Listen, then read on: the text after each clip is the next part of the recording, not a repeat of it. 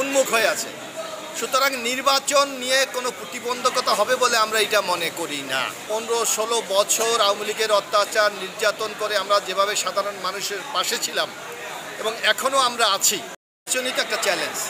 কারণ জনগণ তার নিজস্ব চয়েসের মাধ্যমে তার নেতা নির্বাচন করে।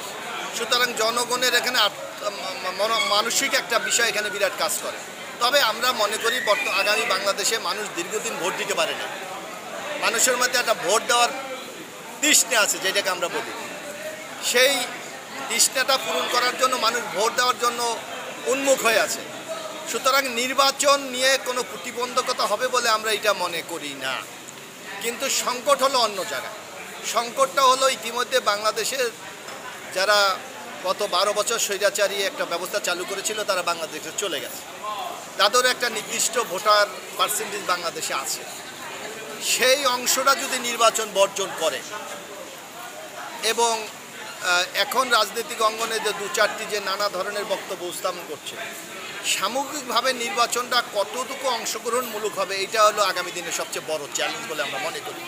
তবে ইতিমধ্যে সরকার এবং জাতিসংঘ ঘোষণা করেছে দলের অংশগ্রহণ কোনো বিষয় না। আমরা চাই যে ভোটারদের উপস্থিতি কেমন, ভোটার যদি সন্তোষজনক উপস্থিতি হয় সেই নির্বাচন আগামী দিনে সারা বিশ্বব্যাপী এটা স্বীকৃতি পাবে। সুতরাং আমরা মনে করি মানুষের উপস্থিতির ক্ষেত্রে কোনো সংকট তৈরি হবে। সব মশার বিরুদ্ধে সুরক্ষা দিতে এলো বসুন্ধরা এক্সট্রিম অ্যারোসল, মশার বিরুদ্ধে এক্সট্রিম সুরক্ষা।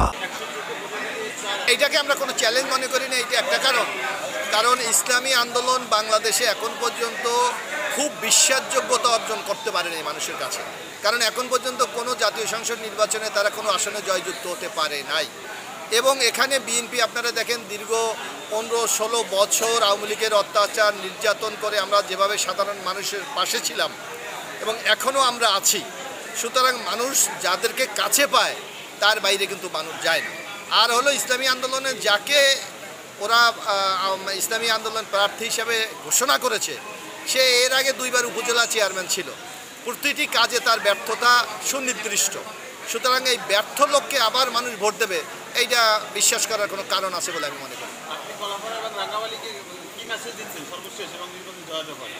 আমি মনে করি যে এই অঞ্চলটা আমাদের, এটাকে আগামী দিনে একটা উন্নয়নের মহাসড়কে নিয়ে যেতে হবে। সেই উন্নয়ন যদি আমরা চাই এবং আগামী দিন যদি এই অঞ্চলটা কাঙ্ক্ষিত উন্নয়ন এবং মানুষের জীবনযাত্রার মান উন্নয়ন করতে হয়, তাহলে যারা আগামী দিনে ক্ষমতায় যাওয়ার সম্ভাবনা আছে তাদের সাথে এই অঞ্চলের জনগণ থাকবে বলে আমি বিশ্বাস করি।